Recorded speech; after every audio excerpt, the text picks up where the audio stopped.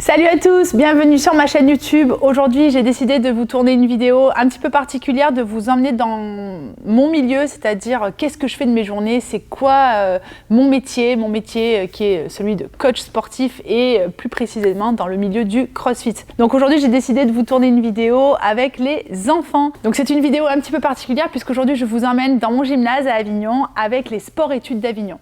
Il y a à peu près un an, on a commencé à travailler avec les sports-études garçons et filles, donc les masculins et féminins.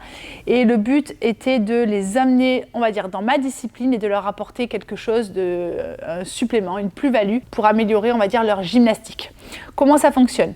Ce sont des sports-études qui viennent s'entraîner tous les jours. Donc le but, c'est vraiment de vous expliquer au mieux qu'est-ce que font ces enfants avec moi et qu'est-ce qu'ils font aussi de leur journée. Donc ce sont des enfants qui sont à l'école, qui ont commencé, on va dire, chez CE1, CE2, CM1, et ça va jusqu'à la 3e, voire seconde.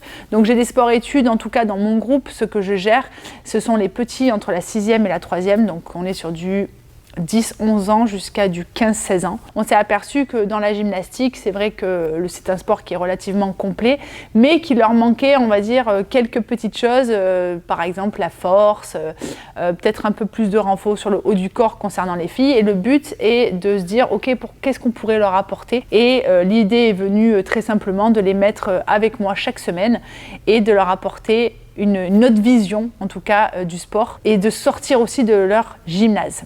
Donc comment ça fonctionne ? Chaque semaine, je les prends et en termes de préparation physique, qu'est-ce que je fais ? Eh bien, je touche à tout. Donc je vais leur faire du CrossFit, mais pas n'importe lequel. Je vais essayer de faire une préparation physique, on va dire générale, mais ciblée pour vraiment leur apporter quelque chose dans leur sport qui est la gymnastique. Donc avec eux, je ne vais pas forcément faire des cycles sur l'haltérophilie, je ne vais pas forcément faire des cycles de force, puisqu'ils ont un énorme travail de foncier, on va dire, dans la gymnastique déjà, et que surtout à partir du mois de mars, ils commencent à avoir des compétitions.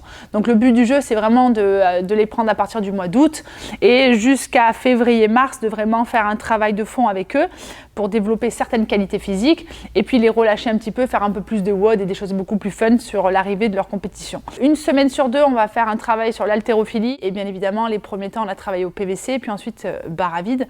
Donc les barres qu'on a au gymnase, elles sont entre 10 et 15 kg et ça va jusqu'à 20 kg bien évidemment pour les garçons. Et puis c'est vrai qu'ils sont facilement, on va dire qu'ils ont facilement évolué, ça a été assez facile de les faire bouger puisqu'ils ont une bonne compréhension de leur corps dans l'espace, mais c'est vrai que là, c'était la difficulté, c'était de gérer une barre d'haltérophilie, c'était quand même un petit peu plus différent. La partie la plus facile, ça a été de leur apprendre les mouvements de gym qu'il y a dans le CrossFit, bien que je vous rappelle que ce qu'on fait en gymnastique dans un club de gym est complètement différent de ce qu'on fait dans la pratique du CrossFit. Donc tout ce qui était traction, c'était évident, tout ce qui était pompe, les équilibres, on va dire les mouvements stricts, c'était acquis, entre guillemets, pas pour les filles, pas tous les mouvements. Et ce qui a été un petit peu plus difficile, ça a été de leur intégrer le keeping, puisque chez eux, c'est une courbette, donc c'est vraiment une histoire aussi de balancer. Donc c'est complètement différent de chez nous. Donc revoir le keeping, mais je vous avoue que je leur ai montré une ou deux fois et c'était acquis. Keeping pull-up, keeping chest to bar, keeping muscle-up. Les muscle-up aux anneaux, bien évidemment. Pour les filles, ça reste encore un travail de fond à faire, ça prend un peu plus de temps. Tout ce qui va être au sol, bien évidemment, déjà acquis.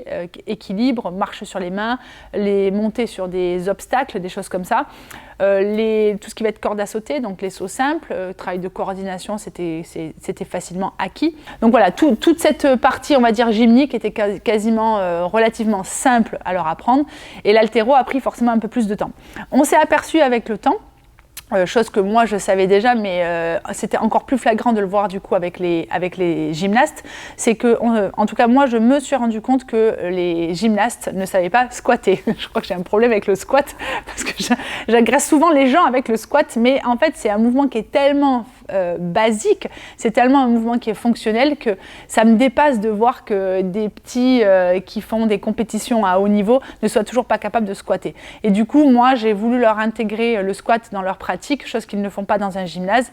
Et en fait, ce qui a été vraiment d'une évidence assez flagrante, c'est de se rendre compte que les gymnastes travaillent toujours sur des pieds joints. Donc, ils sont toujours en travail d'alignement, c'est des pieds serrés, pieds joints, les genoux sont toujours tendus, les pointes de pied, le corps est toujours aligné, alignés, coudes tendus, bras tendus, colonne neutre, avec un travail de antéversion et de rétroversion. Et là, en haltérophilie, le principe, c'est de travailler largeur bassin, voire largeur épaule pour le squat. Et du coup, c'est là où tout prend son sens, c'est de se rendre compte que finalement les gymnastes ne savaient ni squatter, ni faire un soulevé de terre. Et du coup, c'est là où moi je suis intervenue pour replacer un petit peu tout ça et puis pour changer un petit peu, pour sortir de leur zone de confort et pour leur apporter quelque chose de différent. Le fait de les faire travailler sur des appuis complètement différents, ça va leur apporter beaucoup plus de bénéfices en termes de force déjà et qui sera forcément transposable après sur la gymnastique. Donc ce que j'ai intégré avec les gymnastes, c'est un travail foncier sur le squat, tous les squats possibles, hein, c'était squat à vide, front squat, back squat, gobelet squat, des choses comme ça, tout ce qui va être soulevé de terre, d'accord, soulever une charge du sol, tout ce qui va être presse au-dessus de la tête, c'était assez automatique chez un gymnaste, c'est facilement, ça se voit automatiquement qu'ils sont beaucoup plus à l'aise sur tout ce qui va être presse au-dessus de la tête que les tirages ou les squats ou les flexions. Ça a été, on va dire, le gros travail, on est encore dessus, il y a encore des petits ajustements à faire au niveau des squats, mais vous allez voir que sur les vidéos, j'ai des vidéos de eux quand ils commencent et des vidéos de là, ce qu'ils font maintenant, et clairement, avec une seule session par semaine, on voit vraiment l'évolution, et ce qui est dingue, c'est qu'ils sont malléables. Donc du coup, c'est forcément plus facile quand vous êtes petit de pouvoir ajuster, de pouvoir corriger les défauts, parce qu'il ne faut pas croire, quand on est petit, on n'est pas parfait et il y a toujours des ajustements à faire. Mais si c'est pris en charge assez tôt, on peut vraiment faire quelque chose de dingue. Et là, par exemple, aujourd'hui, j'avais une jeune fille qui avait 16 ans et c'était la première fois, elle était là en vacances, c'était la première fois qu'elle faisait une séance de CrossFit et c'était une gymnaste. Et elle a quasiment rattrapé tous les efforts que les autres ont fournis en un an parce qu'elle avait une bonne génétique. Mais vous pouvez très bien avoir une bonne génétique, vous pouvez très bien avoir un super physique et une super morphologie et ne pas savoir quoi en faire. Là, l'intérêt, c'est de se dire, ok, selon comment vous bougez, on les prend tôt et on les fait bouger le mieux possible pour justement, qu'est-ce que ça va leur apporter? Et ça va être transposable sur la gymnastique. Ça va leur permettre d'être plus forts dans leur gymnase. L'intérêt aussi, c'est que je les prends vraiment dans un environnement qui est différent.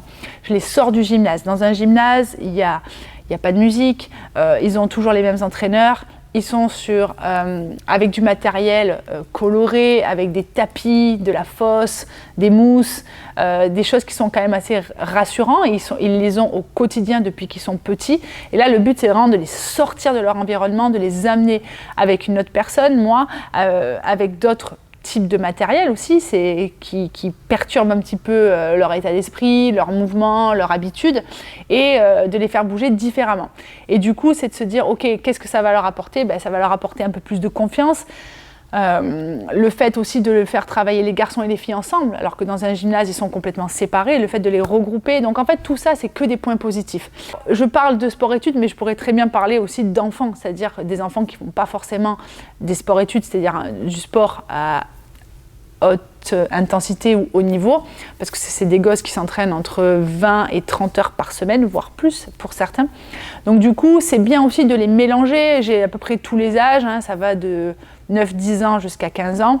Ils ont tous des objectifs, on va dire, différents, mais le challenge reste le même, c'est de la compétition. Je les challenge entre eux, que ce soit garçon contre fille contre fille, des travails en équipe, je leur fais faire des sprints, je les fais vraiment, c'est une autre vision. Ça apporte une autre dimension pour leur pratique et je pense sincèrement que c'est quelque chose qui va leur permettre d'avancer en tant que personne, en tant qu'enfant et en tant que futur adulte et aussi en tant que sportif, d'intégrer ce type d'entraînement assez tôt dans la pratique.